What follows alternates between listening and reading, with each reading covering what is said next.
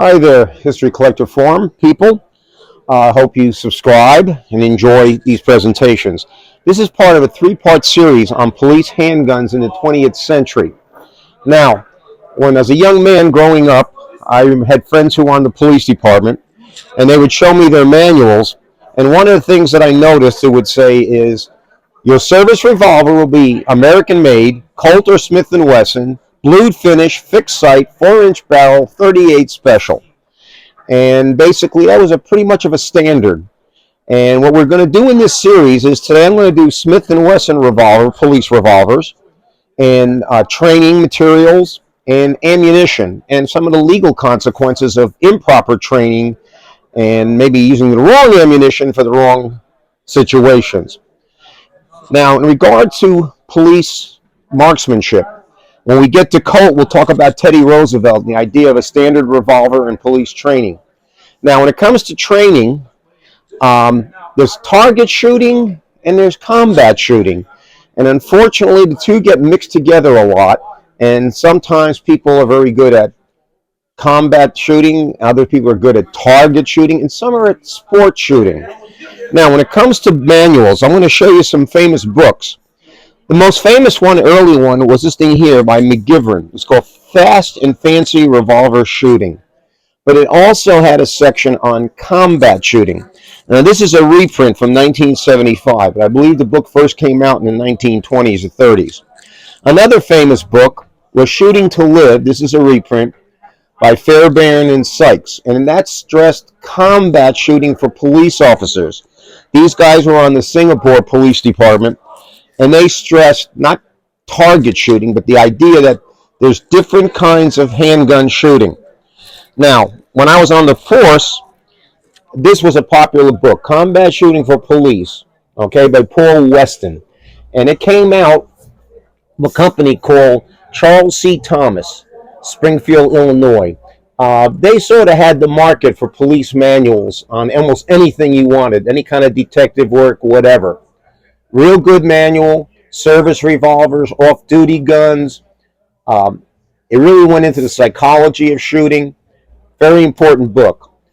One of the best books, if you ever run into it, is Chick Gaylord's Handgunner's Guide. All right, quick draw and combat shooting.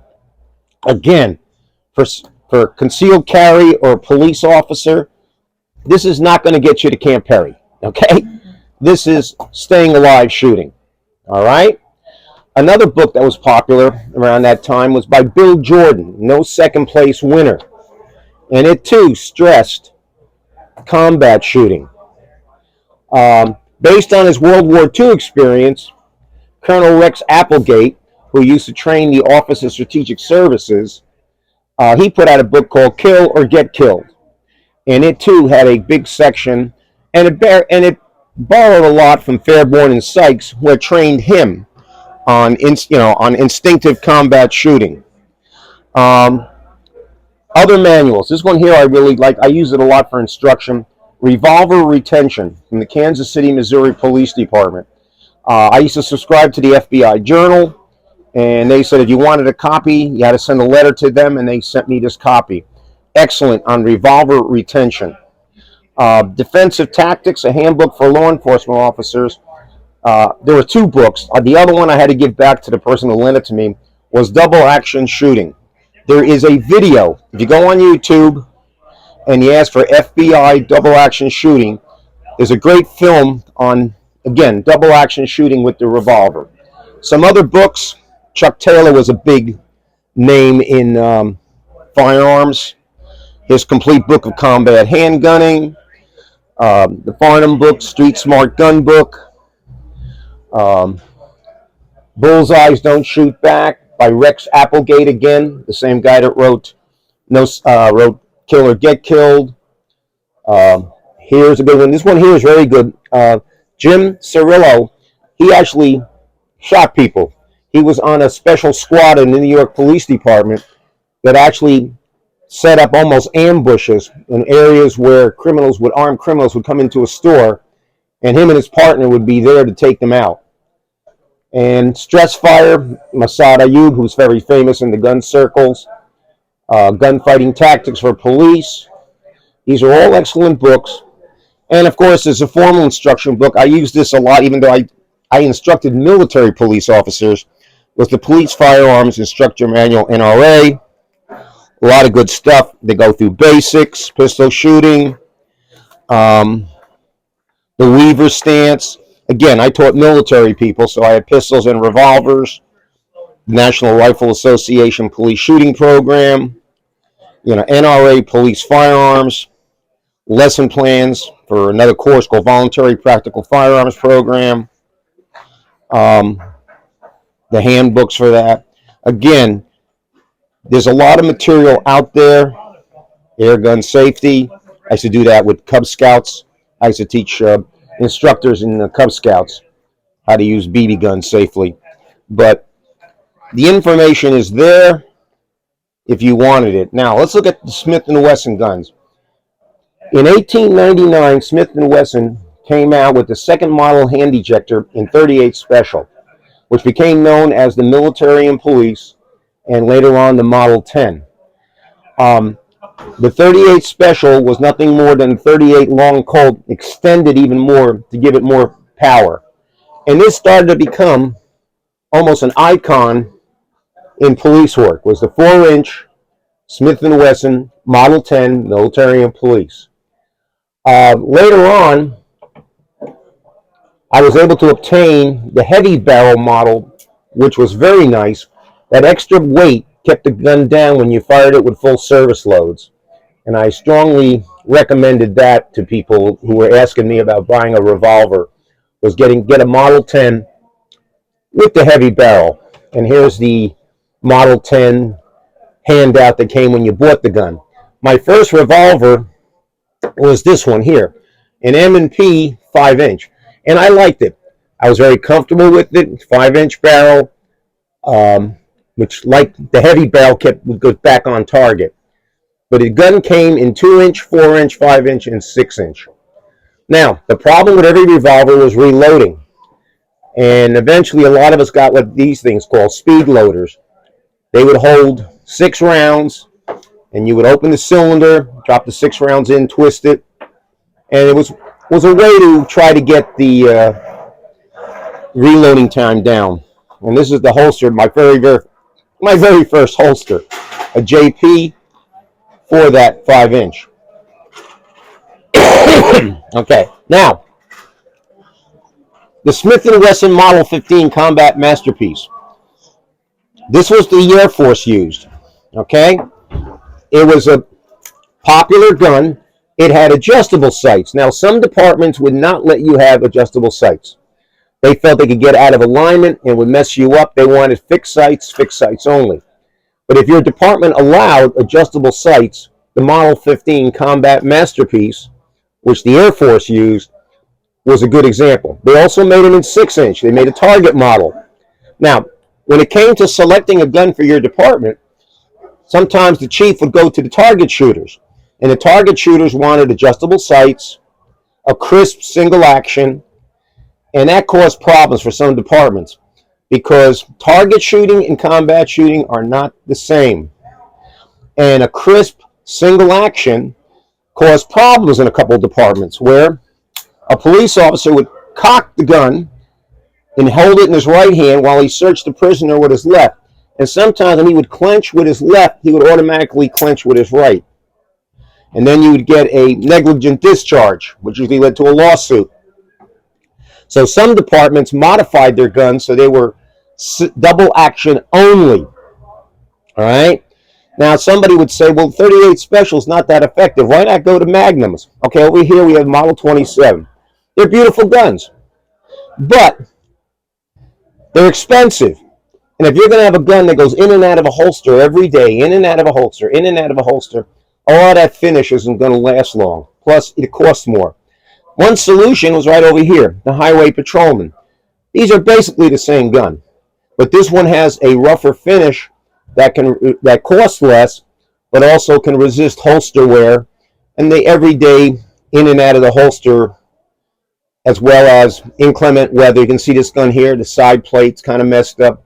This belonged to a patrolman an officer who wanted to carry it on duty, But his department said blue finish, Colt or Smith and Wesson, 4-inch barrel, fixed sights. Now, a little war story. Smith and Wesson guns are marked in here as to the model. Okay, so this is a Model 15. Well, I had a friend of mine on a police department where the rule was gun will be Smith and Wesson or Colt. It must be 4-inch, blued finish, 38 special. What he did is he bought the Smith and Wesson K-frame 357 Magnum, and what he did, he took a regular gun like this, but in 357 Magnum. He had a gunsmith unscrew the barrel. This one he clearly says 38 special. The gun he had said 357 Magnum. He then had him put on a Model 10 barrel. And when he would stand inspection, he'd open up the gun, and in his hand would be 6 rounds of 38 special.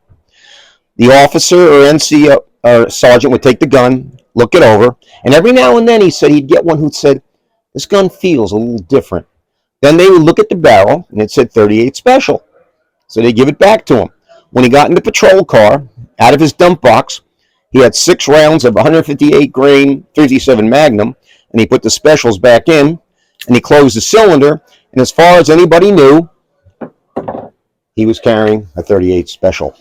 Okay, ammunition, a real problem. Okay, here, look at the boxes. Okay, this is 38 special, 158 grain lead bullet. Okay, and then it says police. This is a box of. Okay, this became the standard load, whether you liked it or not. My department, we were told this is it, but we were authorized 50 rounds of lead wad cutters. Let me see it. Okay, this is 38 special 100 grain lead, old Western box. This is a Peters box. Police service. That was the standard load. And then what was happening, let me get around you, was most departments, you had no choice.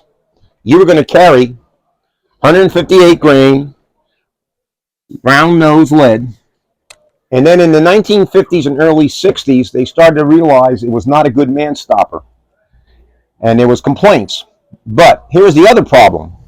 This was the most common ammunition that I ever shot as a police officer. 38 mid-range match, 148 grain, lead clean cutting centerfire cartridges.